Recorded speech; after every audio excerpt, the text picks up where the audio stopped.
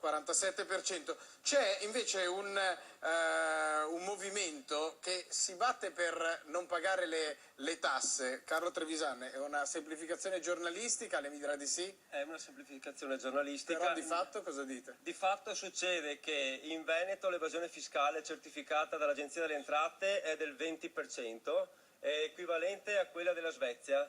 In Svezia però i servizi ci sono, noi abbiamo servizi a terzo mondo. Allacciandomi a quello che diceva l'amico siciliano prima, noi in Veneto paghiamo le tasse sull'acqua che ci piove sul tetto dei capannoni industriali. E è un sistema che non riusciamo più a tollerare. Il territorio veneto era un tessuto formato da una percentuale di un'azienda ogni 3 famiglie. Adesso abbiamo un disoccupato ogni 2 famiglie, abbiamo imprenditori che si suicidano e noi non possiamo più tollerare. Ma evadendo risolverete questi problemi? No, li risolvereste? L'evasione fiscale esiste e da sempre. L'evasione fiscale permette al sud di avere un'economia parallela e grazie a Dio riesce a stare in piedi. Al nord l'evasione fiscale permette comunque alle aziende di sopravvivere per quanto sia possibile, in quanto riteniamo che quello che noi paghiamo allo Stato italiano e quello che ci viene restituito porta a un disavanzo che permetterebbe alle nostre aziende di sopravvivere. Quindi è una legittima difesa, lei dice? È una legittima difesa per il solo fatto che ci siamo affidati per 20 anni a un movimento politico, la Lega, che doveva portare avanti anche le nostre istanze e ci ha ripagato con la situazione in cui siamo adesso. Cioè la Lega avrebbe dovuto così coprire queste persone?